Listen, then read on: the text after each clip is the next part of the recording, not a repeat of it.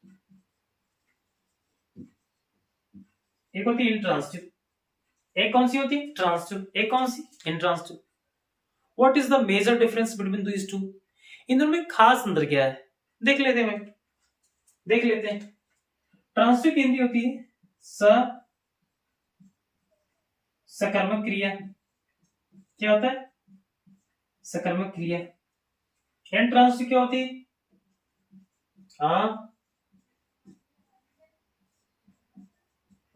अकर्मक क्रिया। एक ऐसी क्रिया जिसके साथ ऑब्जेक्ट हो या आ सके, ना हो कोई दिक्कत नहीं, जिसके साथ ऑब्जेक्ट हो या हो सके, भविष्य में आ सके, उसको कहते हैं ट्रांसिटिव सकर्मक क्रिया। सा इट मीन्स सा इक्वल टू साथ कर्म के, जिसके साथ कर्म हो, ऐसी क्रिया जिसके साथ कर्म हो उसको कहते हैं सकर्मक क्रिया।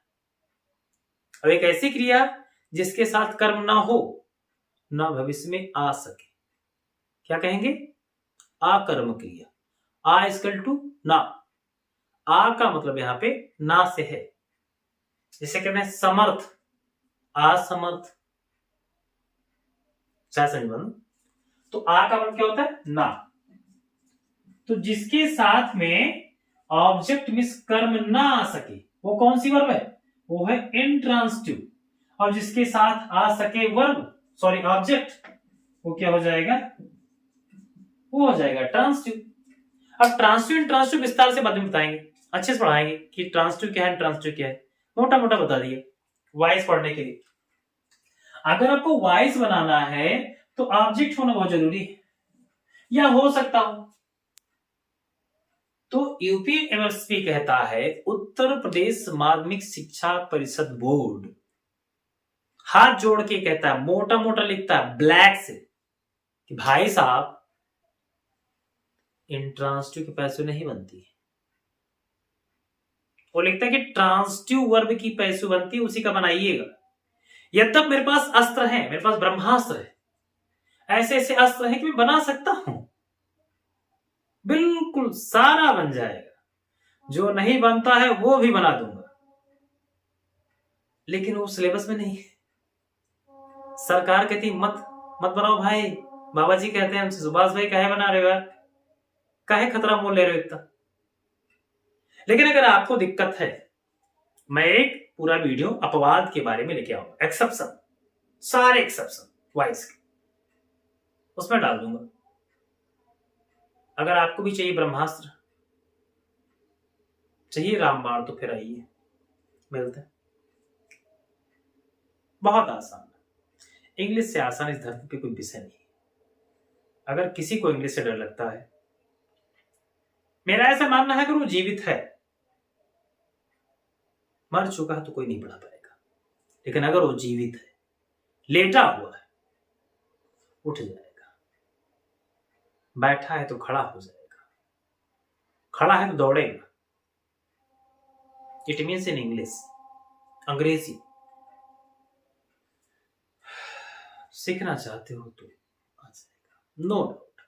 मैं तो कहता हूं सीख लो यार, क्या करोगे, सीख लो, इंग्लिश तो सीख ही लो, कम से कम मैं आ गया हूं। मैथ्स में नहीं आती, बहुत ईजी है मैथ, मैं भी डरता था,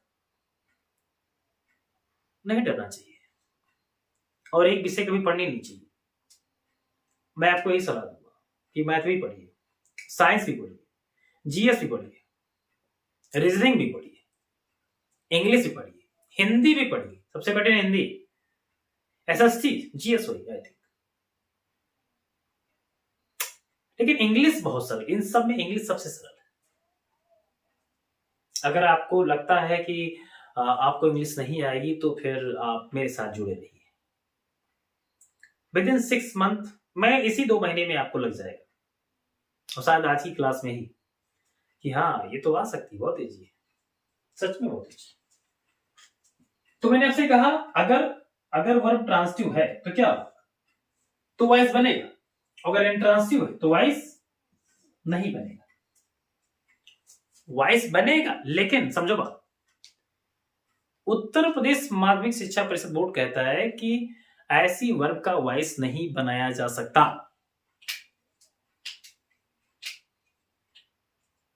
आप देख लीजिए किताब। तो जिसका बनता है उसका ही बनाते, जिसका नहीं बनता है उसका बाद में बनाते। बनाएंगे जब तक तोड़ेंगे नहीं, तब तक छोड़ेंगे नहीं। मैं भी कसम खा के आया, मुझे इसने बहुत तंग किया है, मैं इसको नहीं छोड़ूंगा। इंग्लिश नहीं छोड़ना। मेरे आस पास क्षेत्र में, मेरे रेंज में, मेरे चैनल पे जो एक बार आ जाएगा, इंग्लिश आ जाएगी। जो कहीं से भी मुझसे जुड़ा रहेगा उसको इंग्लिश आ जाएगी। बहुत आसान है, लेकिन कहने से नहीं होगा। आते हैं देखते हैं। तो प्ले कौन सी वर्ब है? ऑब्जेक्ट है। ऑब्जेक्ट है तो कौन सी वर्ब? ट्रांसिटिव। तो बन गया। लेकिन अगर मैं कहूं कि लिखा हुआ है आई कम हियर, इसका बनाओ तो नहीं बनेगा भाई, क्योंकि जो कम आपकी वर्ब है वो ट्रांसिटिव नहीं है, इंट्रांसिटिव। ट्रांसिटिव की पैसिव नहीं बनती, आई कम हियर की पैसिव नहीं बनाई सकती। अगर लिखा हुआ है कि आई एम हैप्पी, तो इसकी पैसिव नहीं बनाई जा सकती। उसका रीजन है कि इसमें मेन वर्ब नहीं है, इसमें टू डू वर्ब नहीं है। टू बी मेन वर्ब का काम कर रही है, लेकिन टू डू नहीं। मैंने कहा टू डू की पैसिव बनती है, याद रहे। आपको टू बी लगाना उसमें अनिवार्य जरूर है, लेकिन केवल टू बी होने से वॉइस नहीं बनाया जा सकता। शायद ये बात आपके समझ में आ चुकी है। तो हमें आज पढ़ना है सबसे पहले क्या? असर्टिव। क्या पढ़ना है? असर्टिव। Assertive sentence. जैसे मैंने कहा, लिखा हुआ आई मिस यू, क्या हो जाएगा? आपने किया यू इधर, फिर आपने किया आर, फिर आपने किया मिस्ड, फिर आपने किया बाई, आई क्या हो गया? मी। बन गया। एक और देख लीजिए। मैंने कहा दे, मैंने कहा काल, मैंने कहा अस, क्या हो जाएगा? तो ये इधर आएगा, क्या हो जाएगा? बी। पहला फार्मूला क्या है? ऑब्जेक्ट को सब्जेक्ट में बदलो। ऑब्जेक्ट क्या है? अस, क्या हो गया? बी। फिर दूसरा फार्मूला हमने लगाया टू बी। आर क्यों लगाया? क्योंकि आपका जो काल है प्रेजेंट फॉर्म, तो टू बी का प्रेजेंट फॉर्म आर।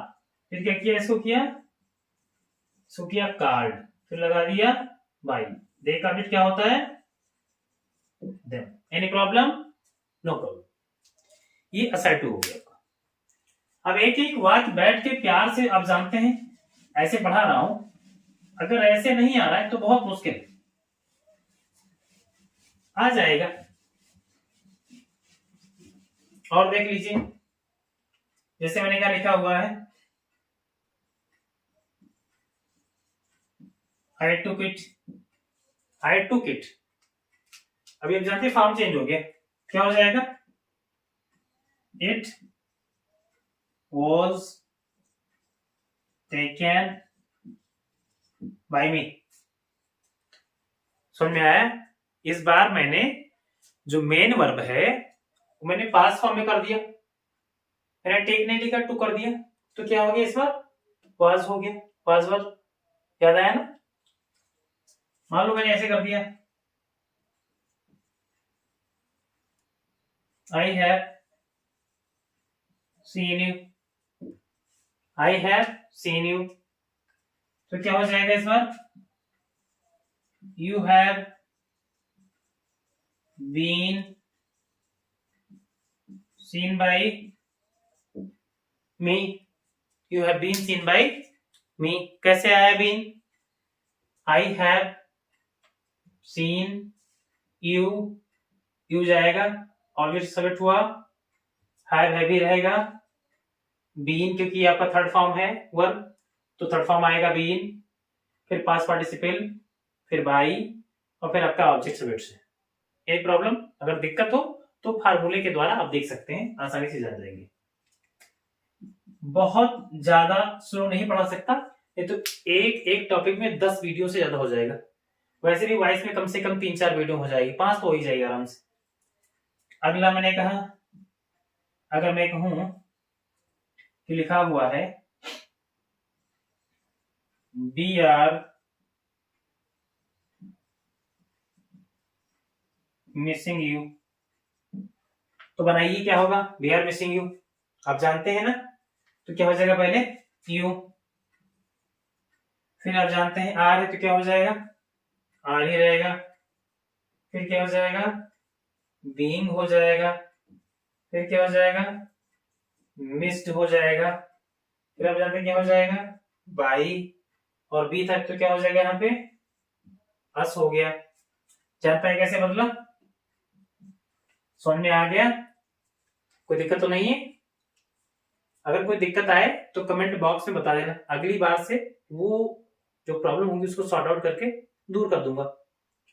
मैं थोड़ा तेजी से पढ़ा रहा हूं तो मुझे ऐसा लगता है कि दिक्कत नहीं होगी, क्योंकि आप बेसिक अच्छे से समझ चुके हैं।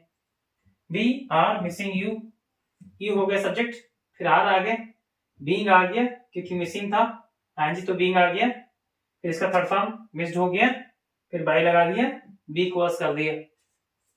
अगर कोई मॉडल मान लो आ जाए, अगर कोई मॉडल आ जाए, जैसे मैंने कहा लिखा हुआ है they can see you, they can see you, लिखा हुआ है दे कैन सी यू, तो क्या हो जाएगा, तो हो जाएगा यू, फिर हो जाएगा कैन, फिर हो जाएगा बी, फिर हो जाएगा सीन, फिर हो जाएगा बाई, और दे क्या हो जाएगा, दे हो जाएगा आपका देम, दे हो जाएगा देम। इतनी बात समझ में आई? अगर नहीं आई है तो कमेंट बॉक्स में इतनी बात बताइए कि इसमें क्या दिक्कत आई। मैंने असर्टिव पढ़ाने का पूरा प्रयास किया है।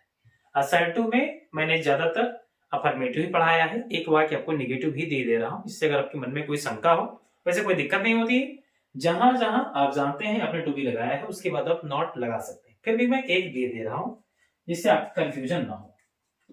तो एक किसका दे दूं, किसका दे दूं, चलो एक दूसरा दे रहा हूं से आ जाए कि एक नाउन दे दो ना, मान लो आ गया मोहन, मोहन, फिर आ गया can not, Mohan can not,